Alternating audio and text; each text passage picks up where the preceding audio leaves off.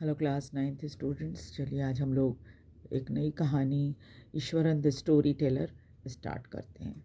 Meaning आप समझ ही रहे हो ईश्वरन द स्टोरी टेलर का, कि ईश्वरन जो कि कहानी सुनाता है।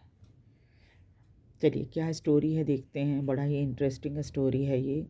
The story was narrated to Ganesh by a young man. ये कहानी गणेश को एक नौजवान ने सुनाई थी, महेंद्र बाय नेम, और उस व्यक्ति का नाम महेंद्र था।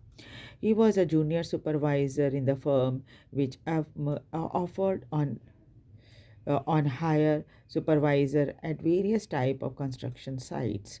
और वो एक जूनियर सुपरवाइज़र था एक फर्म में, जो कि अक्सर सुपरवाइज़र्स को हायर करता है अलग अलग कंस्ट्रक्शन साइट्स पे भेजने के लिए।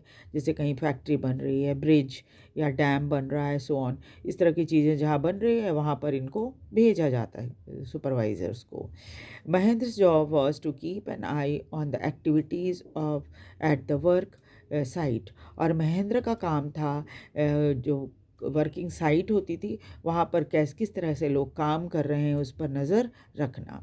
ही had to keep moving from place to place every now and then as ordered by the head office. इसलिए उसको एक जगह से दूसरी जगह हमेशा ही जाना पड़ता था, जैसा उसे हेड ऑफिस से ऑर्डर आता था उसके हिसाब से। फ्रॉम अ कोल माइनिंग, कभी कोल माइनिंग एरिया में, in the railway bridge construction site, कभी रेलवे ब्रिज कंस्ट्रक्शन साइट पे, from there after a few months to a chemical plant which was coming up somewhere. उसके बाद कुछ ही महीने बाद उसे केमिकल प्लांट जो कहीं पर बनने वाला था वहाँ पर उसको भेजा गया।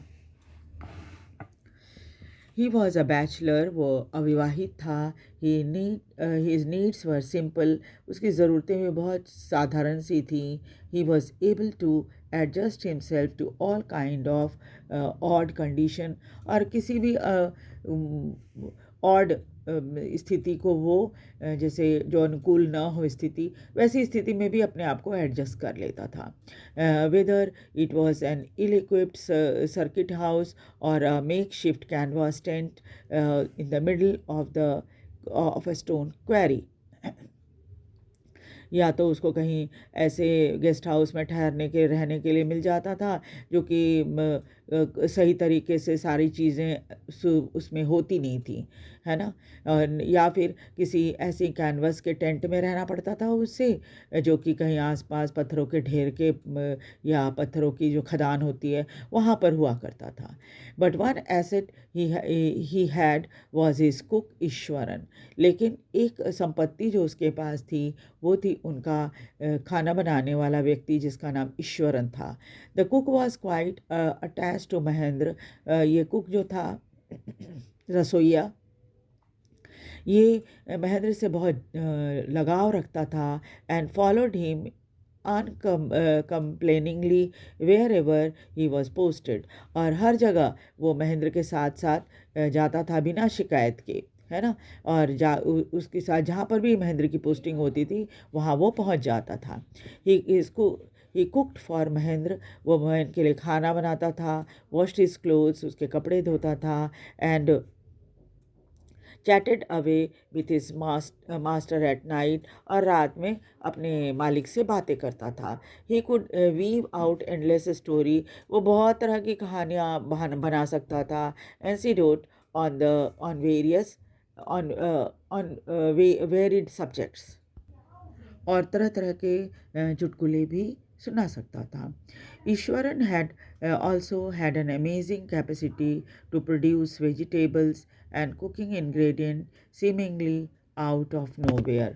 और ईश्वरन में एक और गुण था, वो ये था कि वो तरह तरह की सब्जियां उगा सकता था और खाना भी बना सकता था जो उसके पास सामान होता उससे पता नहीं कहाँ से ये सब जुगाड़ वो कर लेता था।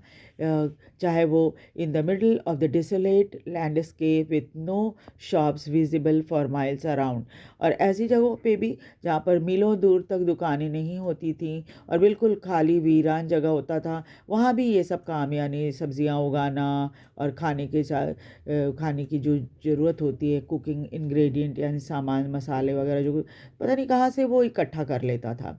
He would miraculously conjure up the most delicious dishes made with a fresh vegetable within an hour of arriving at the zinc seat shelter at the new workplace। और बड़ी ही इससे क्या कहा जाएगा उसको, बड़ी आसानी से वो बहुत ही स्वादिष्ट भोजन बना लिया करता था और बड़े जादुई तरीके से वो सारा चीज़ खाना वगैरह बड़ी ही फ्रेश वेजिटेबल की मदद से घंटे भर के अंदर ही बनाकर तैयार कर लेता था। और जहाँ पर ये लोग अभी बस जिंक शीट वाले एक शेल्टर में नए वर्क प्लेस में ये पहुँचे थे, 1 घंटे के अंदर ही उसने सारी तैयारी कर ली, खाना बना के तैयार कर दिया। Mahendra would be up early in the morning, Mahendra को सुबह सवेरे उठ जाना होता था। Leave for work after breakfast, और ब्रेकफास्ट करने के बाद वो काम पर चला जाता। Carrying some prepared food with him, और अपने साथ वो टिफ़िन में खाना लेकर जाता था। प्रिपेयर्ड फूड में पका हुआ खाना लेकर जाता था।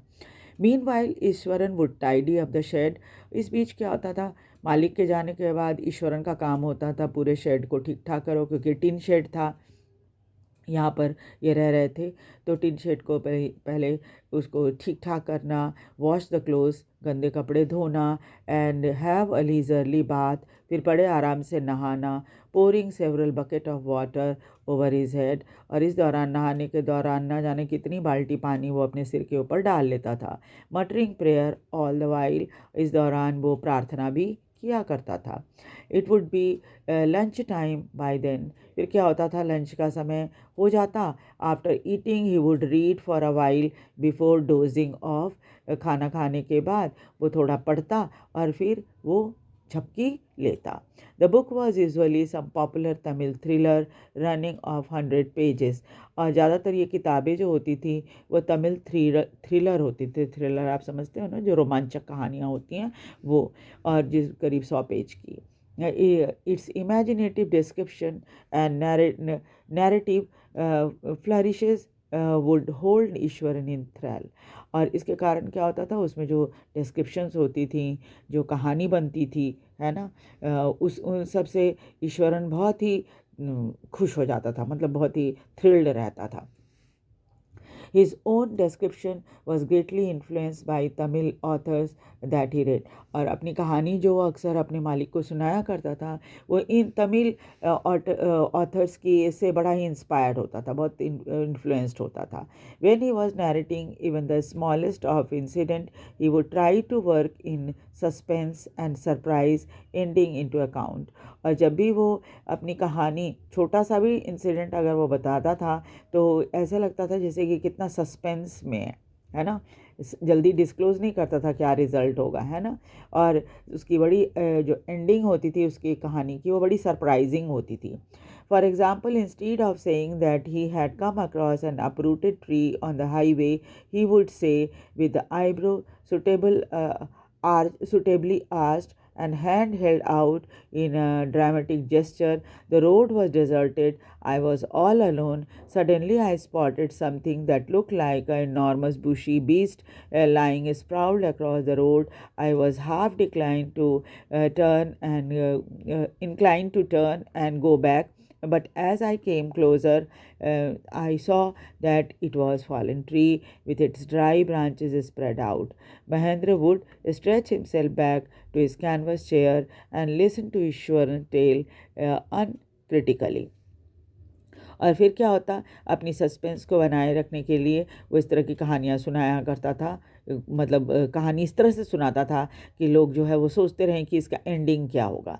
जैसे एक एग्जाम्पल के लिए, बजाय ये कहने के कि वो सड़क पर जब जा रहा था तो उसे एक सड़क हाईवे पर एक उखड़ा हुआ पेड़ जो सड़क पर गिर जाता है, जैसे आंधी वगैरह आती है तो पेड़ उखड़ के गिर जाते हैं सड़क पर, तो ऐसे ही गिरा हुआ पेड़ दिखा। ऐसे नहीं बोलता था वो बोलता था कैसे, ही वुड है आंखें सिकोड़ ये होती भवें होती हैं उसको सिकोड़ कर वो हाथ ऐसे फैला के बड़े ड्रामेटिक तरीके से बताता था कि रोड बिल्कुल खाली था एंड मैं तो बिल्कुल अकेला था। अचानक मुझे ऐसा दिखा सामने में कुछ बड़ा सा झाड़ी नुमा कोई बिस्ट यानी जानवर की तरह कुछ पड़ा है सड़क पर फैला हुआ बिल्कुल, है ना। और मेरा तो मन कर रहा था कि वापस चला आऊँ और घर वापस आ जाऊं, लेकिन जब मैं नज़दीक गया तो पाया कि अरे ये तो गिरा हुआ पेड़ है और उसकी सूखी ब्रांच जो थी वो फैली हुई थी, यानी पेड़ की शाखाएं जो थी सड़क पे फैली हुई थी।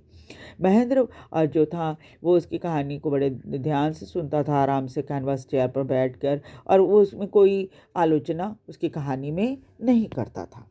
जैसे कि आलोचना मतलब कि हाँ ये क्या बकवास कर रहे हो या ऐसा थोड़े होता है, सीधे सीधे बोल दो, ऐसा कुछ नहीं बोलता था। बस उसकी कहानी जो डिस्क्रिप्शन ईश्वरन देता था उसको चुपचाप से सुनता रहता था। The place I came from the famous was timber Eswaran would begin.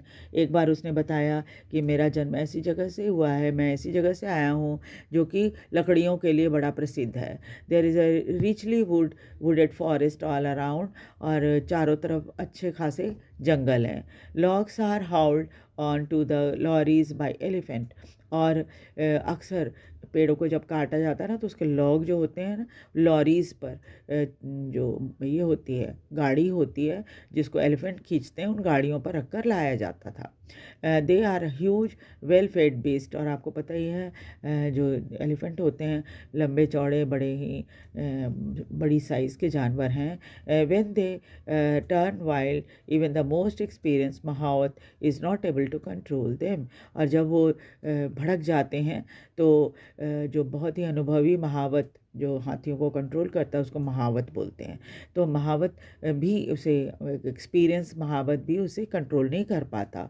After this prologue Easwaran would launch into elaborate anecdote involving an elephant. उसके बाद अपनी ये जो इंट्रोडक्शन देने के बाद ईश्वरन जो है एक लंबी सी अपनी कहानी सुनाता जो कि एक एलिफेंट से रिलेटेड था, जिसको हम नेक्स्ट क्लास में करेंगे।